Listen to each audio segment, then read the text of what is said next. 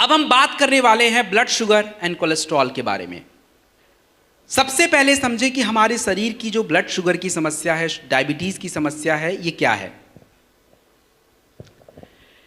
But देखिए, sugar की समस्या, अच्छा कितने लोगों को पता है डायबिटीज क्या होता है?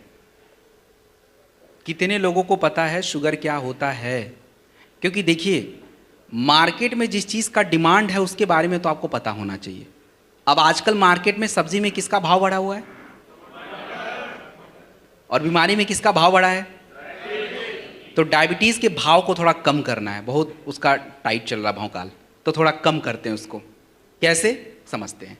देखिए, हमारे शरीर में शुगर कोई अचानक से नहीं होता है, शरीर अचानक से कमज़ोर पड़ जाता है। क्योंकि जो खाना आप 12 साल में खा रहे थे वही 30 साल में भी खा रहे हो, उसमें कोई बदलाव किया है क्या? नहीं किया ना। लेकिन आपके जीवन शैली में बदलाव हो गया, क्योंकि 15 साल में तो हम उछल कूद कर रहे थे, इतना सारा खेल कूद खा पी के सब पचा लेते थे, लेकिन शारीरिक क्रिया वही चल रही थी। शारीरिक क्रिया का मतलब यह है कि जब हम बहुत ज़्यादा चावल, रोटी, आलू पराठा, पिज्ज़ा, बर्गर, पास्ता, चाउमीन खाते हैं तो शरीर में होता क्या है कि शुगर एकदम से ज़्यादा हो जाता है, और आपके शरीर का जो इंसुलिन होता है, एक हार्मोन, वो उस शुगर को कंट्रोल करना शुरू कर लेता है। और इससे क्या होता है कि आपका जो शारीरिक क्रिया है ठीक से चलता रहता है, आपको कोई दिक्कत नहीं आती। लेकिन 30 साल के बाद खाना वही, लेकिन जीवन शैली बदल गई, और शुगर वही विस्फोट मचा रहा है, लेकिन इंसुलिन अब काम नहीं कर पा रहा है। अब वो उतने बढ़े हुए शुगर को हैंडल ही नहीं कर पा रहा है, और जिसके कारण आपके ब्लड में शुगर बढ़ना शुरू हो जाता है, और इस समस्या को बोलते हैं डायबिटीज। तो हमें इसमें करना क्या है? इसमें हमें प्रोडक्ट के साथ अपने जीवन शैली में भी थोड़ी सुधार लानी पड़ती है, क्योंकि आपका वर्क उस तरह का नहीं हो गया है। तो सबसे पहले हमें प्रोडक्ट क्या चाहिए? डाइबोडॉक रस चाहिए, खाली पेट चाहिए, सुबह शाम चाहिए। तो खाली पेट डाइबोडॉक रस लेंगे, और डाइबोडॉक रस लेने के बाद आपको क्लोरोडॉक या सीबकडॉक जूस की जरूरत होती है, और वो जो है हमें कोई भी एक चूज कर सकते हैं। उम्र बहुत ज्यादा होता है ना, तो क्लोरोडॉक ही दिया कीजिए, नहीं तो सीबकडॉक अच्छा ऑप्शन है।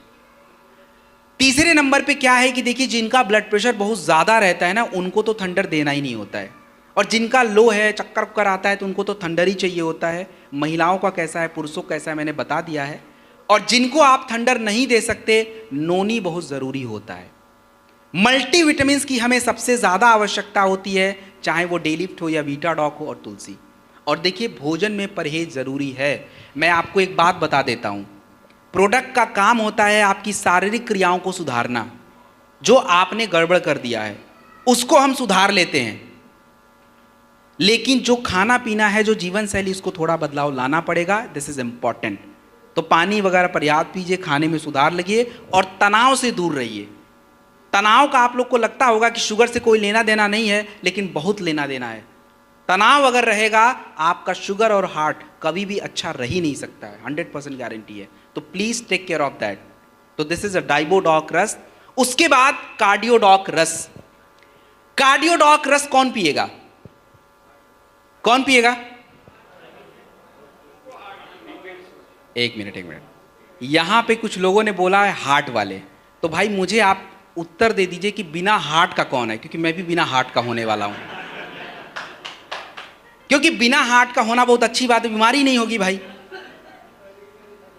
तो यहां जो कार्डियोडॉक रस है, महिलाओं को मैं थोड़ी देर के लिए छोड़ देता हूं, उनको थोड़ा रिजर्वेशन है, उधर दिक्कत नहीं ज्यादा हार्ट वाली, क्योंकि ऑलरेडी इतनी सारी दिक्कत है। लेकिन पुरुषों को सबसे ज्यादा जरूरी होता है हार्ट के लिए, सबसे ज्यादा दिक्कत पुरुषों में है। तो कार्डियोडॉक रस और अर्जुन की छाल का कैप्सूल, ये कोई बांटने का प्रोडक्ट नहीं है, ये तो पहले हमारा प्रोडक्ट है। हम लोगों को, चलिए गर्मी में छुट्टी ले लीजिए, लेकिन विंटर का जो सीजन है और बाकी का जो सीजन है, महीने के लगभग साल के 8 महीने, इनमें 2-3 डब्बे तो आपके चाहिए ही चाहिए। अदरवाइज आप अपने आप को बचा नहीं पाओगे, पक्का है कि समस्या हो जाएगी। सो कार्डियोडॉक रस या अर्जुन की छाल का कैप्सूल, टेक एनीवन। दूसरा, अगर किसी को ब्लड प्रेशर और कोलेस्ट्रॉल की दिक्कत है, परेशानी है, तो उसके लिए हमें कौन से कॉम्बिनेशन लेने चाहिए? उसके लिए कॉम्बिनेशन जो है, कार्डियोडॉक रस पहले नंबर पे आएगा 20-25 ml खाने के बाद। सेकंड नंबर पे बेरी डॉग जूस या नोनी, इनमें से कोई भी ले सकते हैं। बेरी डॉग जूस या नोनी।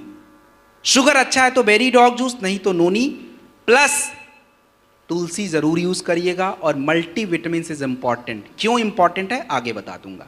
वीटा डॉग या डे लिफ्ट कोई भी ले लीजिए। अर्जुन की छाल या ओमेगा डॉग कैप्सूल अगर आप दे सकते हैं तो दे दीजिए, कोई नुकसान नहीं है, इट्स इंपॉर्टेंट है। और भोजन में क्या परहेज करना है, परहेज क्या करना है ये तो मैं कतई नहीं बताऊंगा, क्योंकि अभी मैडम ने सब बताया है। क्या परहेज करेंगे?